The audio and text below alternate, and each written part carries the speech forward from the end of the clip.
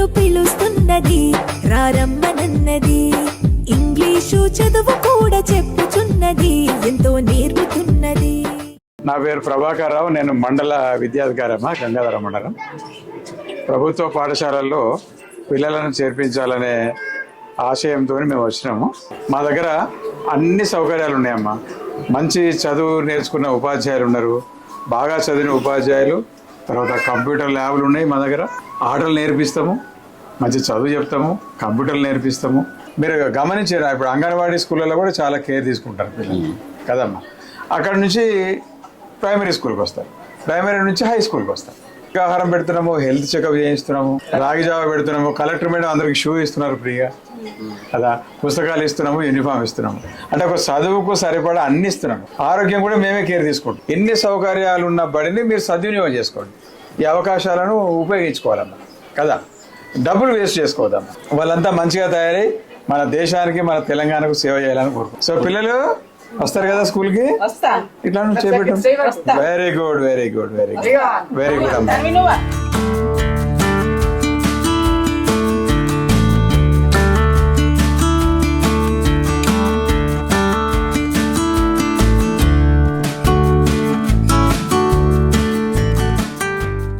ప్రభుత్వ పాఠశాలల్లో మేము ఎట్లా చదువు చెప్తున్నాము, ఏమేమి సౌకర్యాలు ఇస్తున్నాము, అవన్నీ మీకు చెప్పడానికి వచ్చినాం. మంచి భోజనం పెడుతున్నాం అమ్మా, యూనిఫామ్ ఇస్తున్నాము, పుస్తకాలు కూడా ఇస్తున్నాము.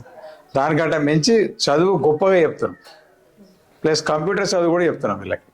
ఇవన్నీ కూడా రూపాయి లేకుండా, ప్లస్ డాక్టర్లను పిలిచి వీళ్ళకు హెల్త్ చెకప్ చేపిస్తున్నాం. మొన్న ఏం చేసినాం, ఒక స్కూల్లో ఈ పళ్ళు ఉంటాయి కదమ్మా, ఇట్లా పళ్ళు ఇవన్నీ ఇట్లా గారబట్టిపోయినాయి.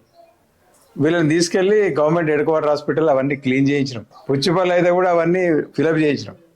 ఇవంతా అంటే తల్లిదండ్రుల కంటే ఎక్కువ జాగ్రత్త మేము తీసుకుంటాం.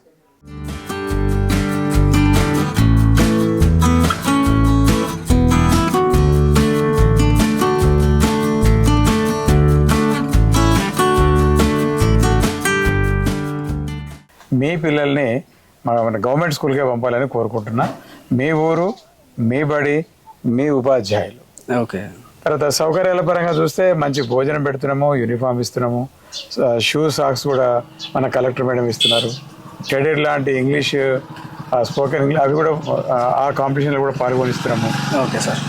రూపాయి ఖర్చు లేకుండా మేము ఇవన్నీ చేస్తున్న క్రమంలో పిల్లల్ని మా బడికి, అంటే మా గవర్నమెంట్ బడికి పంపాలని కోరుకుంటున్నా. సార్ తప్పకుండా. సో దయచేసి మా గవర్నమెంట్ స్కూల్కి పంపండి, మంచి చదువు నేర్పిద్దాం, వాళ్ళ ఉజ్వల భవిష్యత్తుకు బాట వేద్దాం. చిన్న అబ్బాయిని పంపిస్తాం. చిన్న అబ్బాయిని.